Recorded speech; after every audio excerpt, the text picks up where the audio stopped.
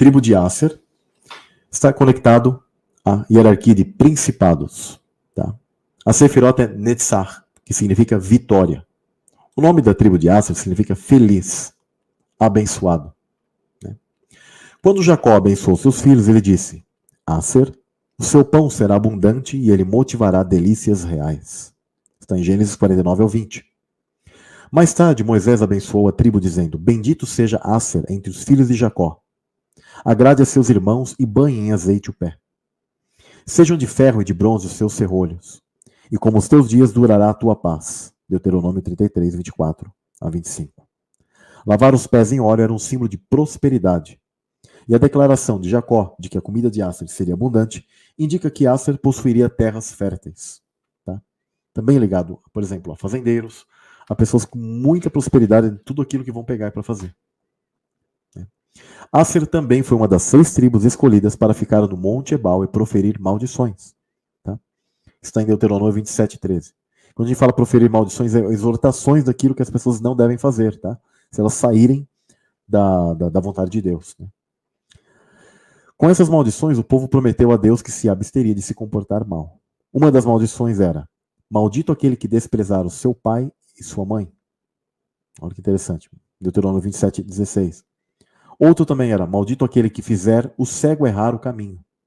Deuteronômio 27, 18. Fazer o cego errar o caminho, ou seja, alguém que é cego e ainda de propósito fazer com que o cego erre o caminho.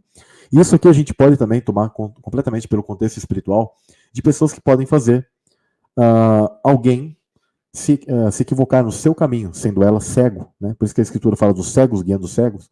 Ou seja, uma pessoa que, através do seu conhecimento daquilo que ela faz, guiando a pessoa ao caminho errado. Tá? Deus vai cobrar muito forte disso. Outro tipo de maldição que era proferida era: maldito aquele que se deitar com a sua sogra, ou seja, incesto. Nossa, isso é maligno, né? Deuteronômio 27, 23. Ao todo, Aser proferiu 12 advertências. Isso está em Deuteronômio 27, do 15 ao 26. Depois vocês podem pegar Deuteronômio 27, pessoal, fazer a leitura de quais são as tribos que proferiram maldições. Tá? Foram escolhidas, eram tribos que eram tipo de guardiães dessa questão.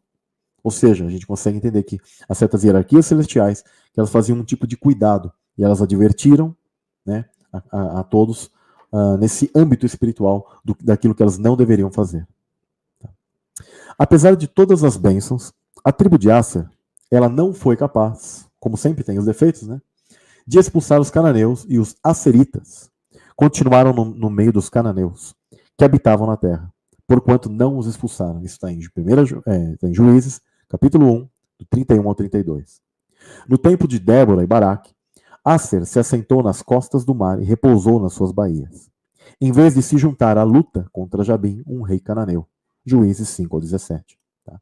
Vale lembrar que essas lutas contra esses reis cananeus, aqui na época, eram lutas contra a semente da serpente, tá, pessoal? Cananeus eram seres malignos, eram nefilins, né? Nefilim, né?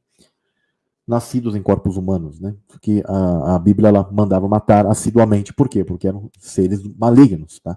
Não é pensar que era um povo comum que Deus fala assim: vai lá e batalha com ele lá e etc. Não, era algo, né, maligno. Mas as pessoas têm pouco conhecimento disso e acabam não entendendo essas questões.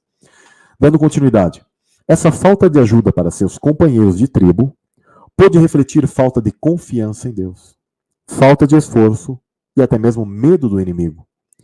Recusa em incomodar-se com aqueles que fazem, com quem fazem negócios. Portanto, o exemplo dado aqui é negativo. Embora Aser fosse ricamente abençoado, muito próspero, eles não se comportavam de maneira muito exemplar. Quando chegou a hora de agir, não confiaram em Deus e nem cumpriram seu plano. Mais tarde, em Juízes, Aser responde ao chamado de Gideão para expulsar os midianitas, amalequitas e outros do leste. Juízes 6, verso 35. Em outro ato importante, Aser aceita o convite de Ezequias, as tribos do Reino do Norte, para participar da celebração da Páscoa em Jerusalém. 2 Crônicas 30, 11. Isso foi considerado um ato de humildade e prova de um coração contrito diante de Deus. Então, claro, Aser ela responde, sim, ao chamado, só que você percebe que sempre em algum momento houve um tipo de omissão. Vocês perceberam isso, pessoal? Na maioria das tribos, em algum dado momento, elas falharam nisso.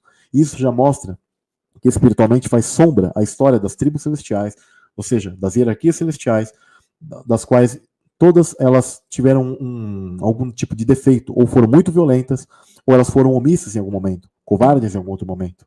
Né? Mas, em sua maioria, você sempre percebe que em algum momento lutam ao lado de Deus, porque acabam se arrependendo e tomando um outro tipo de atitude. Mas você consegue perceber esse tipo de paradoxo? Né? Acer recebeu muitas grandes bênçãos de Deus. Ao receberem essa bênção, esperava que obedecessem muito mais aos mandamentos. Nisso, muitas vezes tiveram sucesso, já outras vezes falharam. Né? Vemos a prosperidade nessas pessoas, mas vemos certo nível de ociosidade. Seria isso? Porque você vê que eles ficaram ali nas costas do mar e repousaram em suas baías. Ou seja, ficaram ali na praia. Enquanto o povo estava, né, as outras tribos estavam em batalha, preferiram ficar ali na praia. O contraste que se dá quando está na vontade de Deus, você vai e prospera. E é interessante, né? Prosperidade e o outro contraste, uma ociosidade, né? Uma omissão, quando você sai da vontade de Deus.